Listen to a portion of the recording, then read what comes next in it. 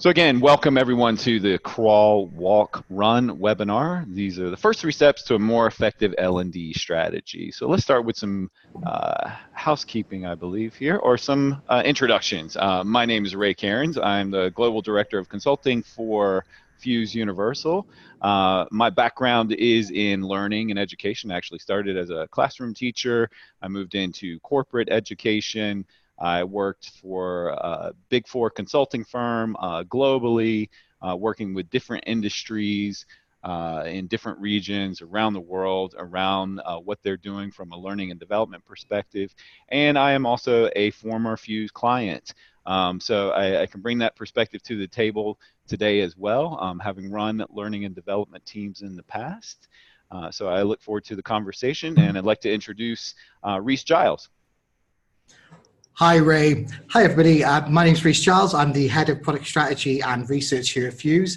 I've been working in product and implementation for around about 2 and a bit years. And prior to that, I was actually a client of Fuse's as well as Ray in 2 previous businesses at a consulting firm and also at a Carphone warehouse as well. So had a relationship probably for about the last 5 years with Fuse, I'd say. Perfect. Thanks so much, Reese. All right, so let's start with some housekeeping. You will see in the toolbar for the chat that you can ask a question at any time. We'll be monitoring those throughout the webinar. So please do type those into the Q&A box. We will be recording this webinar, and that'll be available to you to watch on demand. So no need to furiously screenshot or take notes. We'll be providing that to you.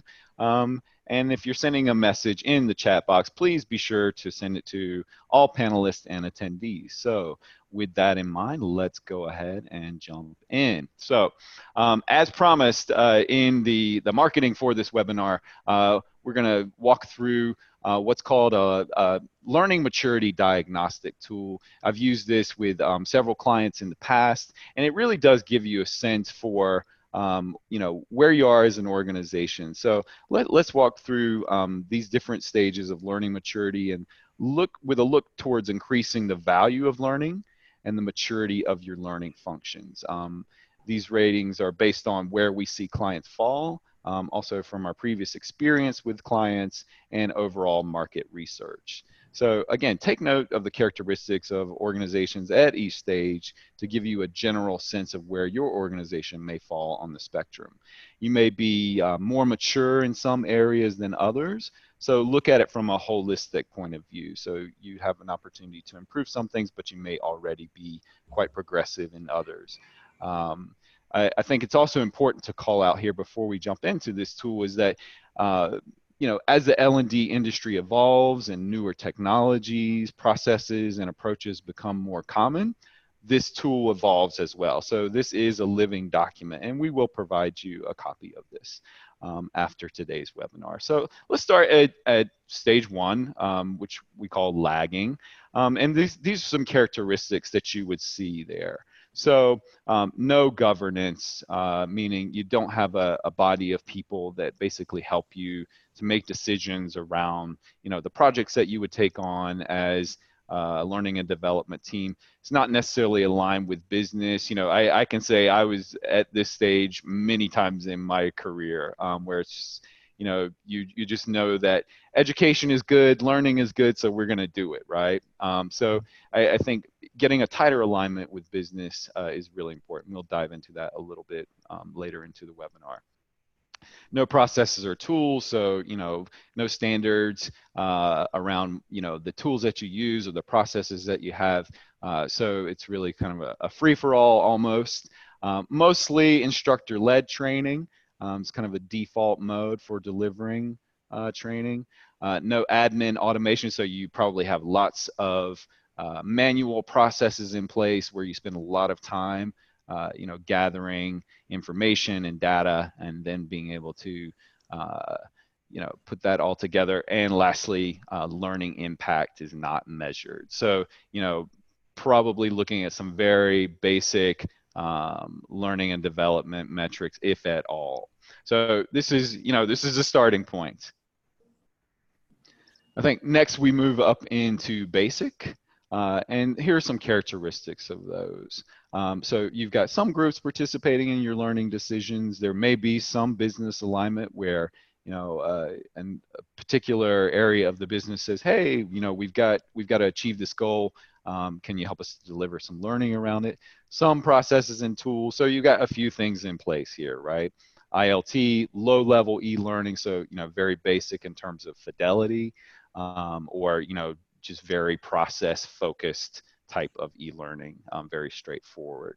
Some manual admin there, and ad hoc learning impact measurement. Reese, would you say you've seen clients in kind of these first two stages in the past? Any kind of thoughts or examples around that? Yeah, absolutely. I think I've seen quite a few clients at this stage. It also reminds me of my own career, actually. It's the same as yours earlier on. I think it reminds me of one particular situation where we were going through a period of a round of redundancies. And I remember somebody saying to me within the team that L&D is always the first business or the first business function that gets cut every time we do a round of redundancies. At the time, I thought, well, that's just a fact of learning. But actually, when you think about maturity of the learning department, it's quite telling, isn't it? That at the time the business felt that the learning department was the first thing that should actually go, because it didn't see any value in that at all. So I would probably say actually it was back at stage one. The laggards as such, because really what we were just talking to the business about was the fact that people were happy when they came on classroom training, and the fact that they had logged into the system, but we didn't actually show any value in skill development or any addition to the bottom line or anything like that. So yeah, I definitely see part of my career down at these early stages.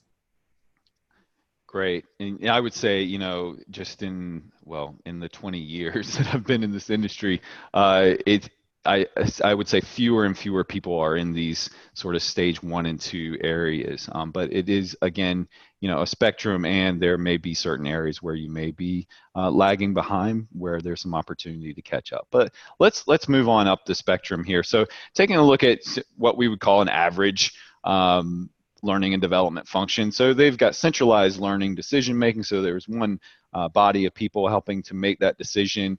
Business priorities are considered in most learning. So it's not just, hey, I need an e-learning on this. It's like you would give some consideration to what business goal you would be trying to accomplish.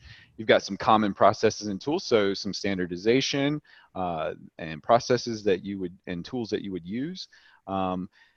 ILT, low-level e-learning, VILT, so you're expanding your modes of delivery there.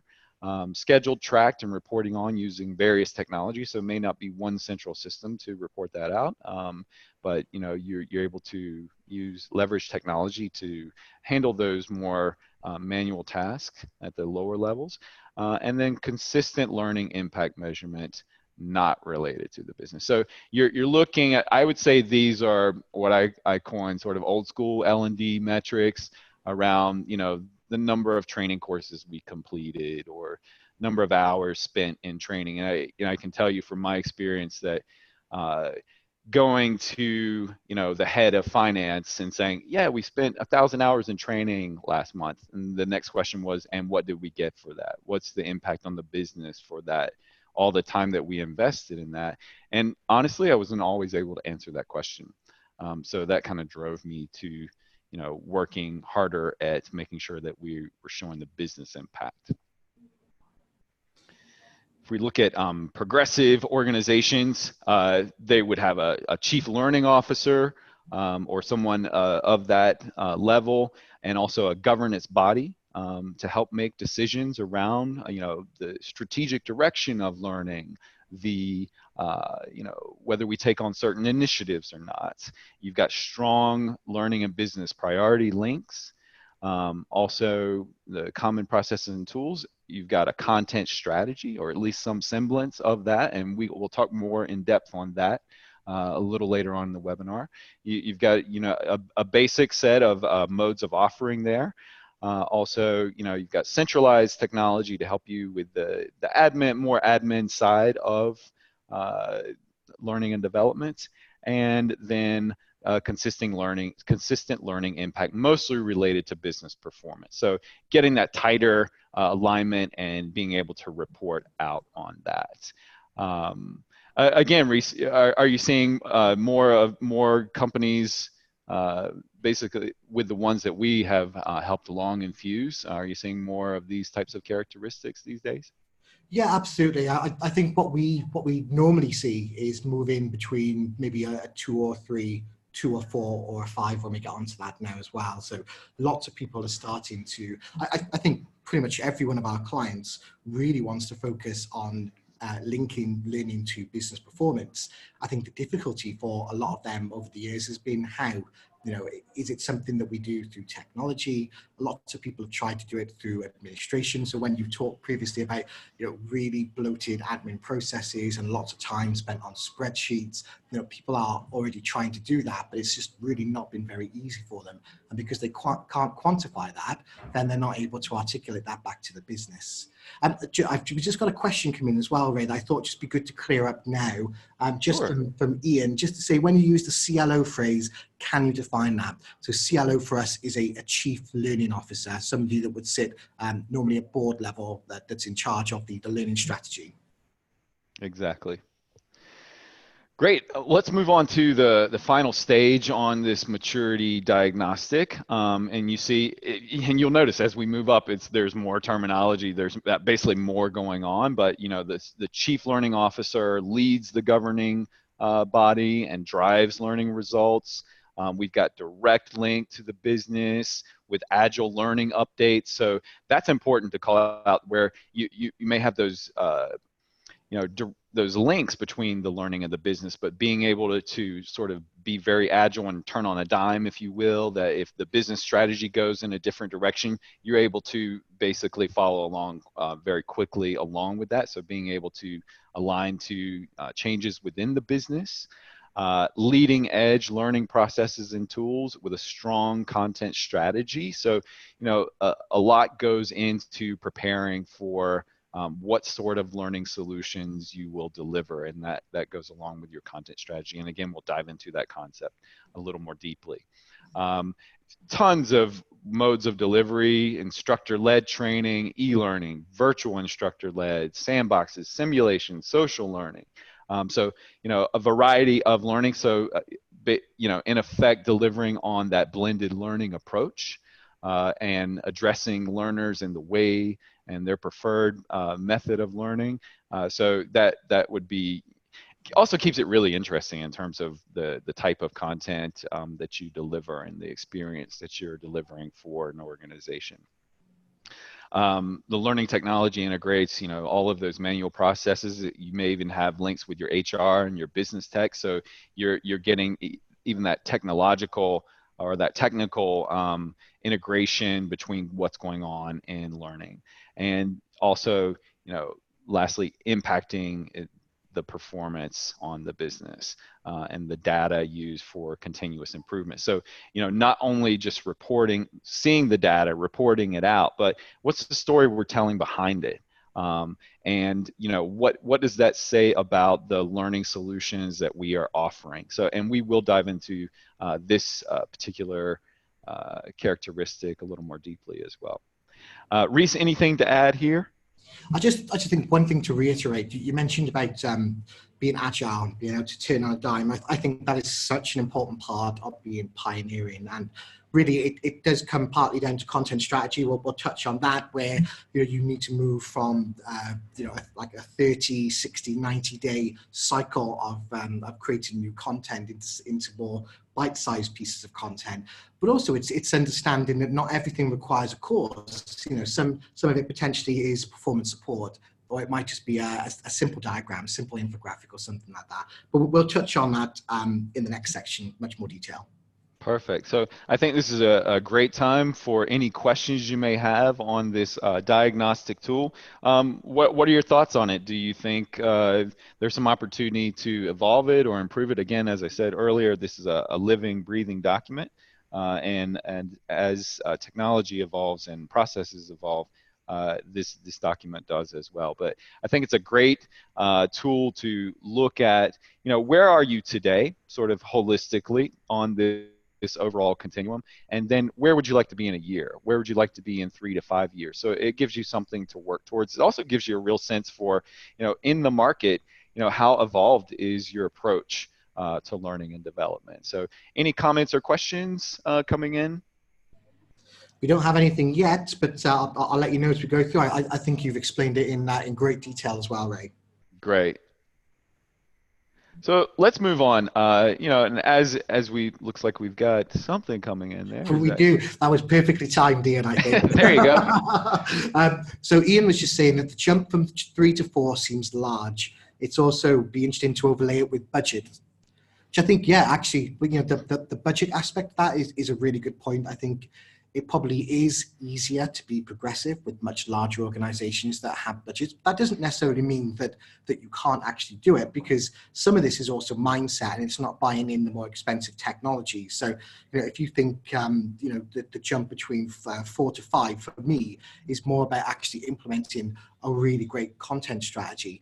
And one of the things that we always advocate here at Fuse is how you can democratize the creation of content with really great tools, so that you don't necessarily have to invest in a huge amount of content creators. Essentially, you can actually have the experts in the field create that content as well.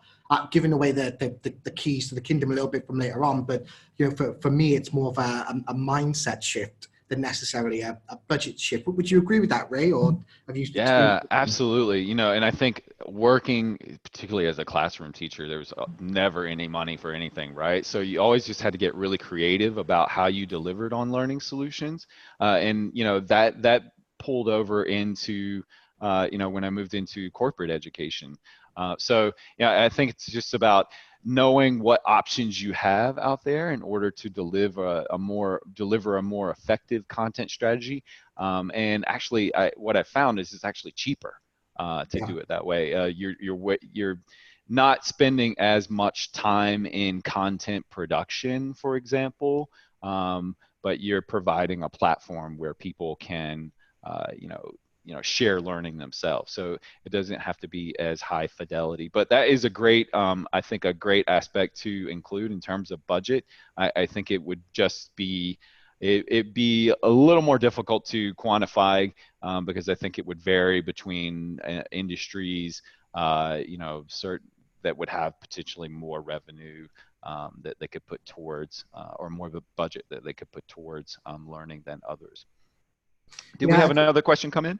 well, we do, but let's just I think just on that point with the budget bit, what I've also noticed with some clients as well as previously, and some friends and other businesses as well, is that you can have a massive budget and you can spend that on really great technologies, and I think of one example in my mind where somebody brought in virtual reality into their organization, but then everything was in virtual reality, and in order to launch a course, you had to go into virtual reality, or to access a video, and sometimes it's also overkill as well, and sometimes simplicity actually gets you more engagement with people, because they know they can jump back in and find the information they need to know to do their job really quickly.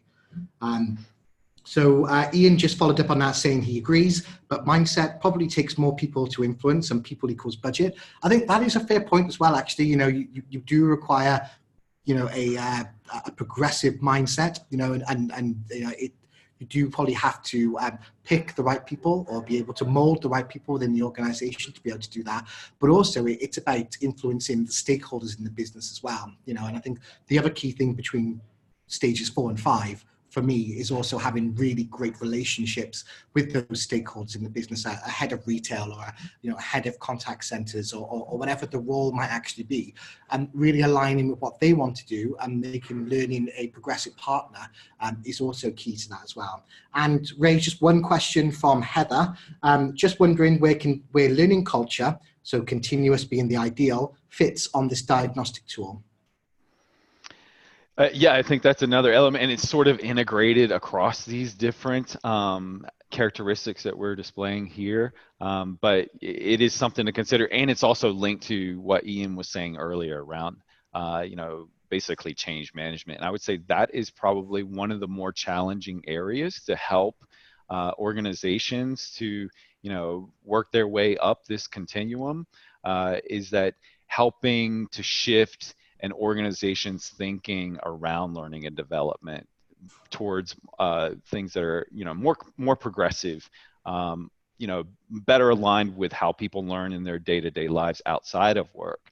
So it's definitely an element to consider, and I will take that as a note to go back and update the continuum accordingly. But as far as culture is concerned, that change management piece is going to be pivotal to help people move up the continuum here. Absolutely. So let's go over to 3 simple steps, and I think this part of the discussion really hones in on the 3 areas that we've seen that deliver the most impact in helping people along this journey. So, we'll start with step 1, obviously, and that is business alignment of the learning function. So this first area, which we've discussed in the continuum early, this is basically where we are creating solutions that align to business goals and results. So, it might sound simple. However, there are many learning functions we come across which, when challenged, cannot make the direct link between their learning and their business objectives and key results or OKRs.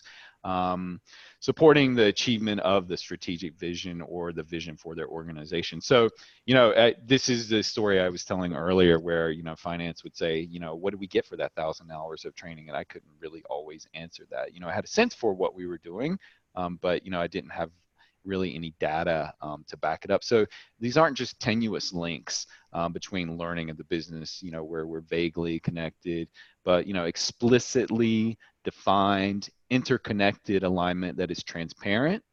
It's also well communicated across the organization. It's cascaded to teams to the point that any team member clearly understands the role or the part they play in the accomplishment of the business goals. When I led a learning team in a previous role, we waited for the business goals to, come out, and then we sat down with those business unit leaders and really understood what is it that they were looking to deliver on that. What would it take to deliver on that business goal from their business unit, and then what learning solutions could we deliver to help them achieve that? So very, very important, and it also ensures that you've got ongoing alignment. So I think a good example of this would be, one of the companies we've worked with. They stated their vision as unleashing business potential by transforming into digital-first social selling brand. So what does that mean, right? From a business goal perspective. So we worked with them to have their L&D team go and partner with their business unit stakeholders, and they identified the ultimate goal is, as you probably guessed, increasing sales. So achieving this vision and business goals, the L&D partners with the business, and what we did was help them to revolutionize their current approach to sales learning with a focus on business building, sales enablement, and product knowledge. And we looked at the gaps that they had in their current learner capabilities around these skill sets, and then we drove that forward with the learning solutions that they needed. The use of techniques like design thinking, agile solution building, all driven by value-based decisions that really became their BAU, or business as usual. So that helped them to really align to the business, and we made sure that any learning solution that we put together did have that direct alignment. Risa, do you have any examples you'd like to share of what good business alignment has looked like? Yeah, absolutely. I've got both, actually. I think I could probably do good and bad. Okay. I think, first of all, agree with everything that you just said there. That's exactly the way that people should be working. The reason why I say good and bad is because I can remember different types of structures in learning teams and HR in general, and how they interface with the business. And in a previous role, we were part of shared services, and we would have business partners that sat between us and the actual business as well.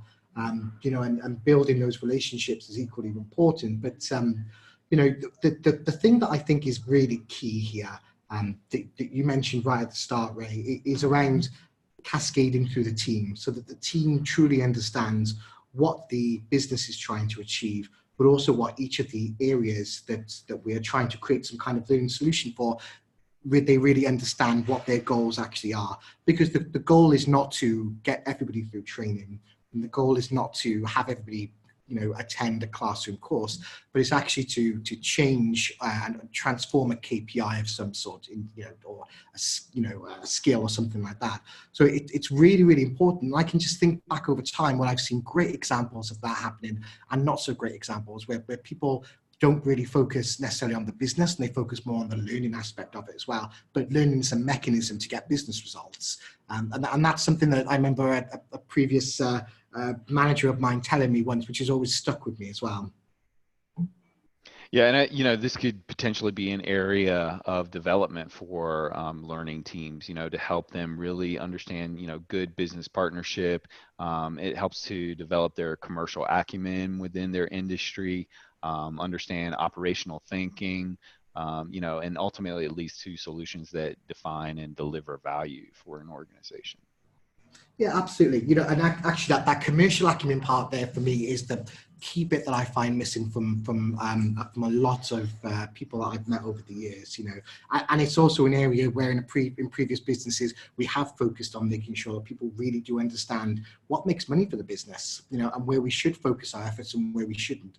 And then, of course, we can better invest resources in learning in the right areas as well, and get more value for money out of that, but do it in a way that's measurable. Exactly. Let's take a look at a few steps that would help you to align your learning to organizational goals and KPIs. So, these three steps really help with that. And I would say starting with the first one, which we've touched on is, identifying and have a clear understanding of the overall business goals, and specifically the role the business units play in the accomplishment of those goals. So, having those types of conversations and asking those types of questions. On step two there, we found that when we started to really support our learning team members in partnering and building relationships with the business to understand the business function, the learning team became a far more prominent participant in learning solution decisions.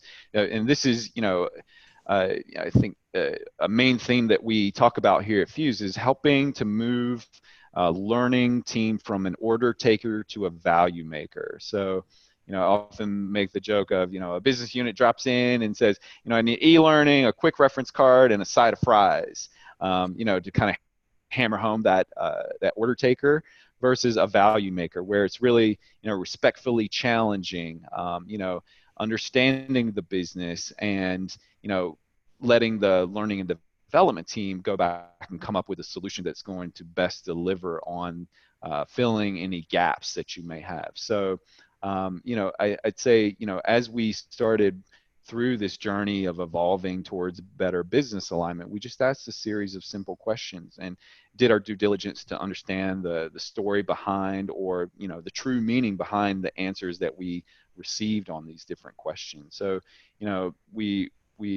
this included exploring answers with the business teams affected and the business teams that were affected by the different initiatives, and then looking across the social collaborative networks to facilitate collaboration and challenge our thinking and solutioning. So, going back to that design thinking that we were talking about earlier to come up with a solution. And then I think the last point here, this is, really simple, common sense approach where we see a lot of learning functions falter. If a request for learning can't be directly related or linked to the achievement of a business outcome, don't take it on. And this is a way to sort of eliminate any bottlenecks by too many projects on your plate, and just making sure that any efforts that we put forward around learning are directly aligned to the business. So we always respectfully challenge and ask simple questions like, specifically, how does this make the bike go faster, if you will, which is, it's a reference to Dave Brailsford and how he changed the fate of British cycling in 2003. So that's a good story if you have time to read that. Um, Reese, anything to add on these three steps? We try to, make it as simple as possible around these things, but I know it's harder to execute within an organization, based on my previous experience at least. To be honest, with you, I think you covered it quite well here. For me, it is about building that really strong partnership where you can have um, well, I suppose a partnership style approach with stakeholders where you are able to challenge them, and I think that for me that's also the key differentiator between an order taker and a value maker.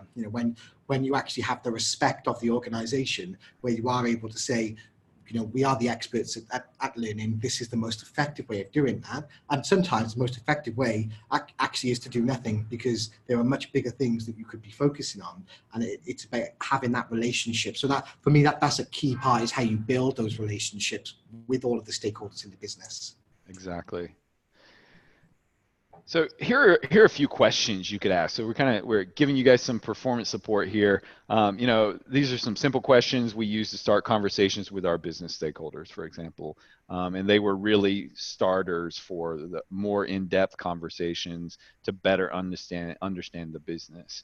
The ability to then think with a more consultative mindset, to digest the responses to these questions and make the connection between what the capability gaps were, or what the root cause analysis was, and we found that to be key to determining the learning solutions needed to address and fill these gaps. So this type of alignment thinking, and ultimately the delivery of learning solutions with business value and impact, strengthen our relationship with the business, making us invaluable to the overall organization. So going back to what you mentioned earlier, Reese, around learning being one of the first things to cut, embedding yourself within the business and aligning to the achievement of the business goals helps to make you very valuable to an organization. Do you agree?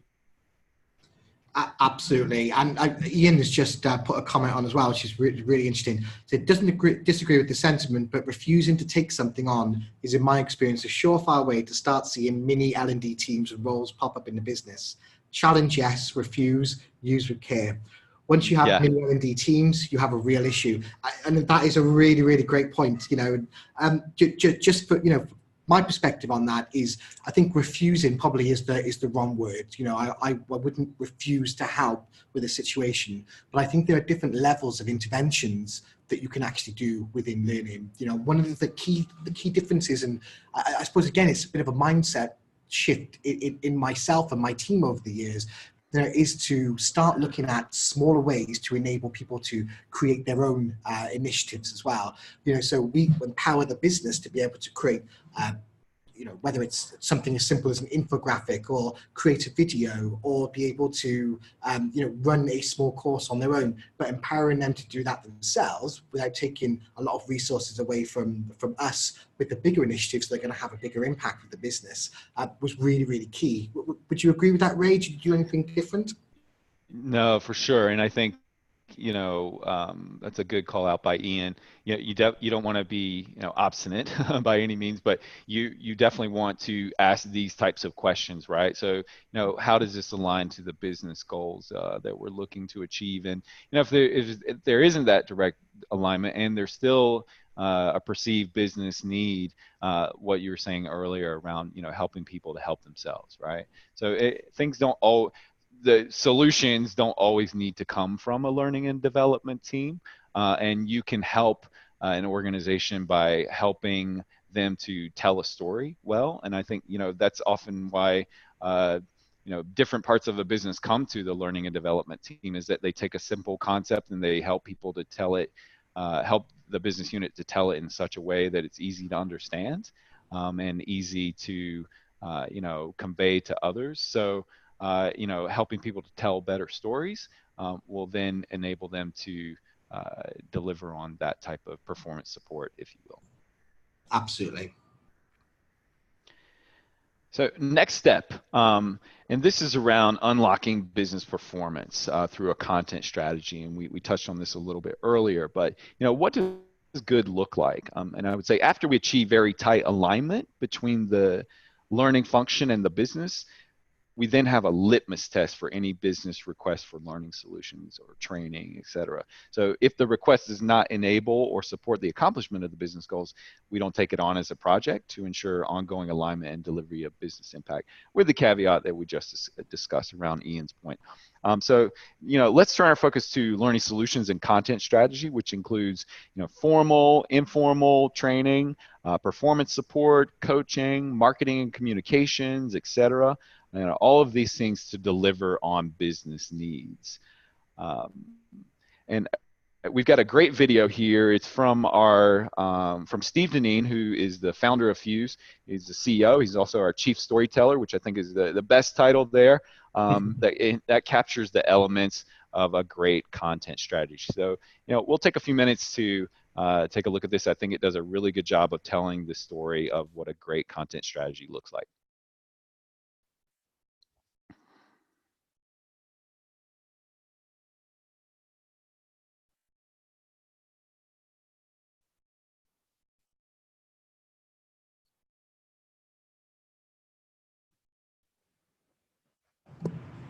Ray, I don't think there's any audio coming through from the video, unfortunately. Are we not getting audio? I'm not. Don't know if anybody else is. I don't think so. Yeah. No, then no, we can't hear it. All right, sorry about that, everyone. We had tested that earlier and it was fine. But again, we'll provide you a copy of this after the fact. But let's move on to the next slide. And yeah, it's too bad because it's such a great video. But and this slide is then a lot. So we're not going to go through this sort of step by step. But these are some of the aspects of a modern content strategy that we've seen clients use to achieve success. So, Reese, could you help me touch on these at a high level? And again, we will share this information after the webinar today. So are there any things that stand out to you, Reese, that are particularly prevalent in helping people move along the learning maturity continuum Yeah, there? yeah, absolutely. Yeah, a great infographic. Like you say, a lot on here, but at the same time, it's all really, really important. But let's just pick out some of the real key ones. And let's start with number one, actually. So content formats in tune with what people love. And I suppose all that's really talking about is, design learning in a way that people actually consume media and content today.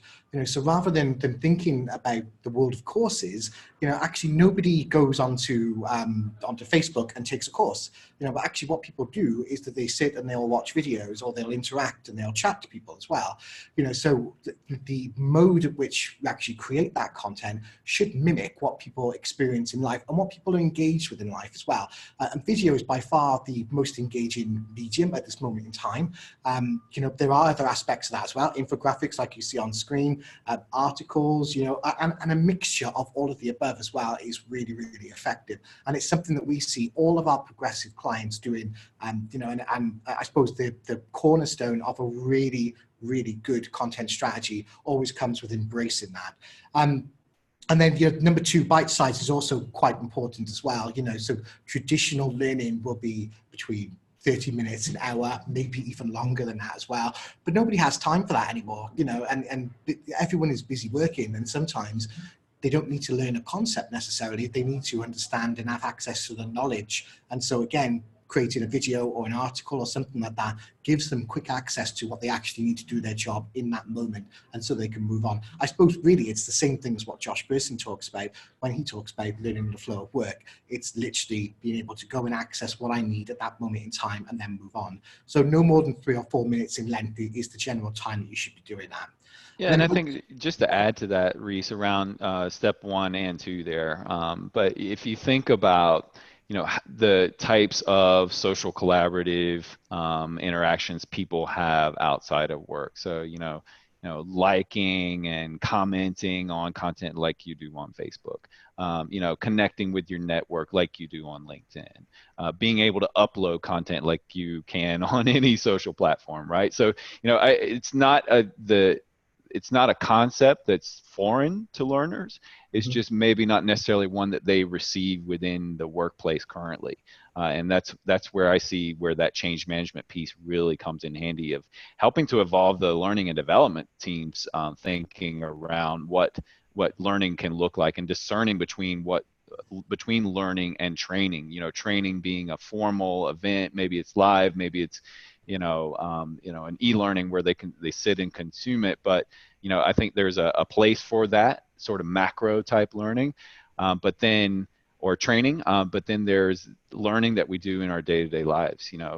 We all many of us are carrying around computers in our pockets that give us information and we're learning constantly. So, trying to emulate that type of experience within a learning function, a platform, I think is really important and, has great uptake. Absolutely, and learning isn't an event that happens, twice a year for people anymore. It is a day-to-day, hour-to-hour thing that people do. Whether it's learning something for work or learning something in your personal life, you are constantly doing it. So it really is just wrapping your hands around how people engage with content at the moment and emulating that internally. Which brings me on to I think what I think is a really, really important one, which is number 8, curation. So it says on here, while content is king, context is queen. And something that I see again and again in clients and people who are going to become clients is that they will focus on bringing in lots and lots of content.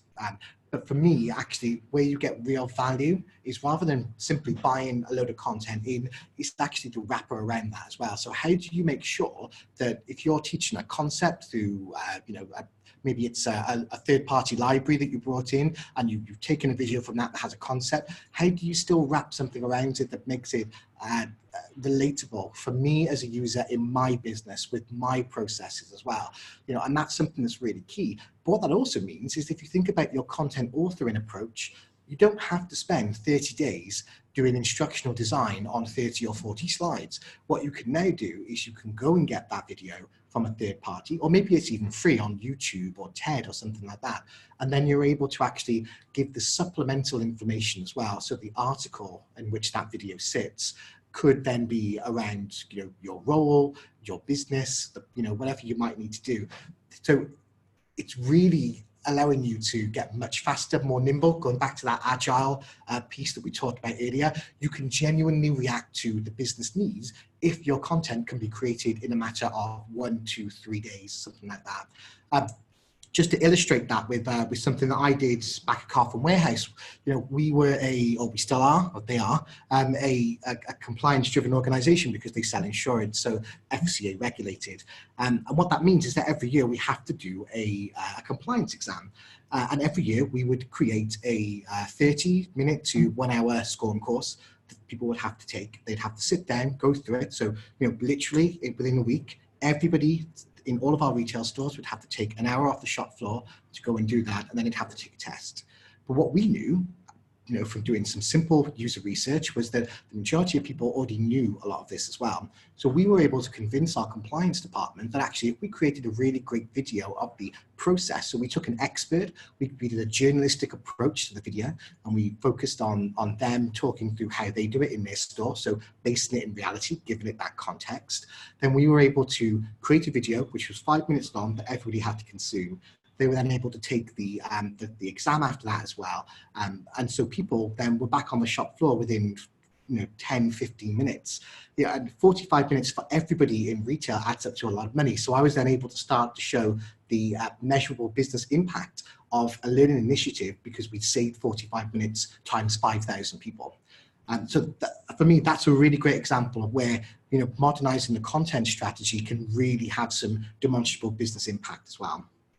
Great. I love the combination of number 4, digital first, and number 7, journalistic approach. Thinking about what we call at Fuse bottling your greatness, right? So who's the person that does shows a particular skill or behavior the best within the organization, and just capturing their video testimonial or their insights. Because it always felt strange to me leading learning and development teams saying, okay, so we're going to go and we're going to interview a person in the business that does project management really well, for example, right? And then we are going to we're going to take that information, extract it, and rewrite that story, and then try to tell it back. It felt a little middleman to me, Yeah. versus like just help the person that knows the information, that does the job on a day-to-day basis, to get in there and tell a good story. So you're providing some coaching there, and let them tell it, because it really does resonate better with end users to hear it from their peers, for example, or from someone within your organization that's well respected or well known for being able to execute on a particular skill or behavior. So providing that type of digital delivery, and also maybe just asking them questions, or let them walk through that to report all of that out. Also looking at number 9, this one's interesting because it really does tap into brain science. So the whole concept of repetition, small chunking, the way people are actually able to learn based on research around the brain. That bringing that to the table, I think it's great for people in learning and development, right? But to be able to back that up, and when you're reporting it out to your leadership, and if you're thinking about trying to progress up that maturity level ladder, that really does resonate as well. Reese, any other areas you'd like to touch on, or any requests from the webinar attendees around an area you'd like us to dig into? Don't have any requests at the moment, but if you do have any areas of interest, then let us know as soon as you can. And while they're doing that, I just think that just the final one just to touch on is the delivery aspect of it as well. So it's really key that you have a really great delivery mechanism. And you really do need something, again, that mimics the way that people actually interact now. So if you think about how you interact with any kind of social content, or YouTube, LinkedIn, anything like that now, primarily used through the mobile phone. So a mobile first approach to this as well, as it says in number 5, is also key. And then I think the final thing on the delivery aspect of that as well is another mindset shift in L&D teams to be able to publish more content at more frequency as well. Perfect. So no, we don't have anything at the moment. So let's carry on, and I'll butt in at some point if somebody asks me to. Sounds good. And I think these are questions we're all familiar with as learning and development professionals. So is it aligned to the business goal? What we've been talking about earlier. Thinking about your audience. How can your content be effective? So we're talking about brain science, delivery mode. Different types of ways of delivering knowledge, and then what's the most efficient way to deliver on that. So I think a great example here is one of our clients, digital learning solutions manager. They analyze content consumption preferences from their learning platform, and what they found that a field-based team in one city almost exclusively consumed video, whereas another desk-based team in another city, they consume resources in the form of infographics. So, we dug into other data sets, and we found that brain science in spaced repeated learning was also more effective than any other delivery mode almost every single time. So what this did was inform our content strategy, that we make sure we serve the right learning to the right people and have a blended approach, and also to deliver the most relevant and effective content. So asking your stakeholders and your L&D teams these questions will get you to a focused, effective, and efficient content strategy that resonates with your learners.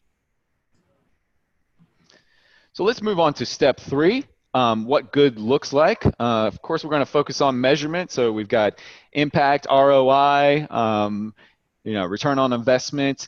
We want to make sure that's measured, and that the data drives a continuous improvement of our learning solution. So, two-prong effect here. And I would say around the learning impact and the ROI, you want to start with hypothesizing what the outcome of your learning solution will be. You identify the data you have or need both from within and outside your learning platform. So you're not always going to have all the answers with the data that comes out of your learning platform. For example, sales, you need to tap into your CRM data, sales data, HR data, possibly. So all of these things, what I'm calling your data ecosystem. So you need to know where you're going to pull data from to inform the business impact of your learning solutions, and then determine the story that you're going to tell through that data. So not just reporting out the numbers, like what's the analysis behind it, and that leads us to sort of a data-driven decision-making mindset. So this mindset enables you, again, not to just review the numbers, but to draw conclusions from the data to support the story you're going to tell, backed up by data. So you can also leverage tools there, such as dashboards, to facilitate the reporting of your data findings real time. And then, the last element of this statement, so it's a loaded statement, right? Continuous improvement, tweaking your learning strategy and content accordingly. So if you made a hypothesis that, you'd have a certain impact on the business and you're not delivering on that through the learning solution, do some analysis around there. Are there gaps still existing in the learning solution which you need to add on to in order to, ultimately achieve those business goals? I'd say, constantly evaluating yourself, like glean the learnings from your interpretation of data to become better at it, because, it's not an easy task always to be able to, derive insights from your data. But you can get better at it over time. And then lastly, I just throw in there rinse and repeat, right? So it's a cyclical thing. You're going back, you're looking at your learning solutions, you're learning as you go along, and you're starting to see patterns as you get more and more data. I'll throw in an example here, and I think it's one that will resonate with some of the callers. With one of our media clients, we hypothesized that providing a platform for learners to share knowledge and learn from each other, they would increase employee engagement and foster a learning culture. So they began by quantifying the types of social collaboration that their learners could demonstrate in the platform. So, like I was referring to earlier, liking, commenting on, sharing, uploading content, and they called that their engagement continuum. So the higher the effort involved in demonstrating the engagement, the more points the learners received on a leaderboard within the platform. And what they found was really impressive. There was a 40% increase in engagement quarter over quarter in the first year. So I think engagement, a difficult thing to measure from the beginning, but to see those kinds of numbers was incredible. And even more impressive, a third of the content uploaded to the platform came from the learners and not the L&D team. So this was proof that the learners were eager for a platform like this. It was the beginning of the establishment of a learning culture within the organization. They were able to break down silos. They eliminated the bottleneck of, all things, quote unquote, learning having to come from the learning team, and really opened up that organization to be able to learn from each other the way they do in their day-to-day lives. Reese, anything to add there? Well, as a product guy, I would be keen to talk about product and some of the stuff that we're working on, but haven't got an awful lot of time. I think the one thing that I would say, though, is that I think technology is really going to help everybody a lot in this area. We've invested the past year in building our own insights dashboard that's going to supercharge all of our clients and allow them to see and do everything that Ray just talked about in a matter of seconds, rather than having to crunch those numbers as well, and then be able to take third-party data and add that into learning so you can start to correlate business impact as well. So I think there's a lot more to come from learning technologies in this area. It's, I think historically it's been quite poor, but I think the future is now. And over the next couple of months, if you stay tuned to Fuse, we'll certainly be talking a hell of a lot more about it. Fantastic. Here are a few questions you can ask yourself here. They're very tactical, and they're about your data and the measurement, but also think about the story you can tell through the analysis of your data. So, making sure you've got clean, organized, comprehensive data, where is it coming from? And then, doing the analysis behind it and what story does that tell? So I want to say, just do a plug here for other webinars that are coming up. We have an upcoming webinar series that will dive into each one of these three areas in much more depth. So, I'd say keep on the lookout for that communication, because it's an interesting conversation, and one that, we've really just scratched the surface on. So with that in mind, are there any questions? We don't have anything at the moment, but again, if anybody wants to ask us anything, any challenges or differences of opinions, always welcomed as well. Let us know. Lastly, we just want to say, one, we hope you found today's discussion valuable. We definitely enjoyed sharing the insights and learnings we found, and we'll continue to learn more and report that out. So with that in mind, please continue the conversation with us by joining our upcoming webinar, which is The Elephant in the Room: Building Learning Transfer into Your L&D Strategy. That's with Paul Matthews. He's the CEO of People Alchemy, which works with leading organizations focusing on people's capabilities and increasing performance. We will send you a link in the chat box. We'll also share the L&D maturity level diagnostic tool and tips to modernizing your strategy content in a follow-up. So I just want to say thank you all for joining us today. We do look forward to having you on our next webinar. And have a good evening, good morning, good afternoon, wherever you're calling in from. And we will re-engage with you soon.